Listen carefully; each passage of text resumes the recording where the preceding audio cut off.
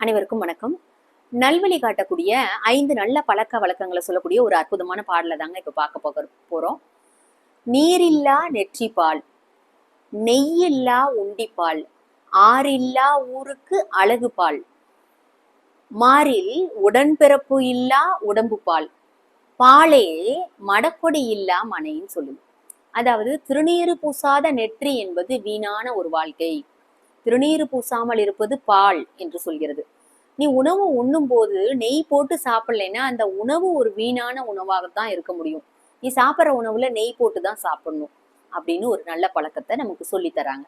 அது மட்டும் இல்லை, நீங்க ஒரு ஊர் இருக்குன்னா அந்த ஊருக்கு எது அழகை தரும் அப்படின்னு சொன்னா ஆறு நதி இருக்கணும். அப்ப நீர்நிலை இல்லாத ஊர்ல மக்கள் வாழ முடியாது. அதனால ஒரு ஊருக்கு எது அழகு அப்படின்னு சொன்னா ஆறு. ஆனால் அந்த ஆறு இல்லாத ஊரு இருந்தா அந்த ஊருக்கு அழகு பால் வீணாக போய்விடும்னு சொல்றது.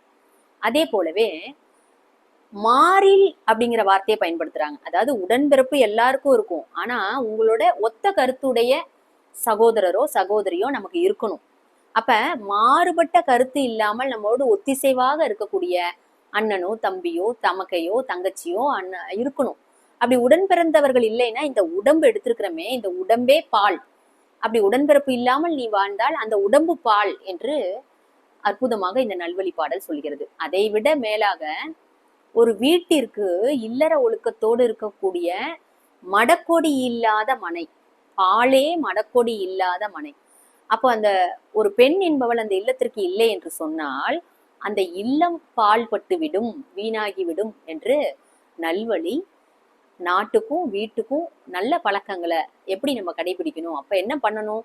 திருநீறு பூசணும், உணவுல நெய் சேர்த்துக்கணும், ஊருக்குள்ள ஆறு இருக்கணும், குளம் குட்டைகள் ஆறுகள் ஏரிகளை நம்ம பராமரிக்கணும். அதே போல வீட்டிற்கு பெண் என்பவள் விளக்காக இருக்க வேண்டும். அதே போல உடன்பிறப்பு ஒத்த கருத்துடையவர்களாக இருக்க வேண்டும். இது போல இந்த 5 நற்பழக்கங்கள் நம்ம வாழ்க்கையில இருந்தா வாழ்க்கை ரொம்ப சிறப்பா இருக்கும்னு இந்த பாடல் வழியாக ஔவையார் நமக்கு அற்புதமான கருத்தை சொல்றாங்க.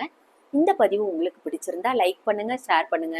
மறக்காமல் உங்கள் கதை போமாவை சப்ஸ்கிரைப் செய்து கொள்ளுங்கள். மீண்டும் ஒரு நல்ல பதிவோடு சந்திப்போம். நன்றி, வணக்கம்.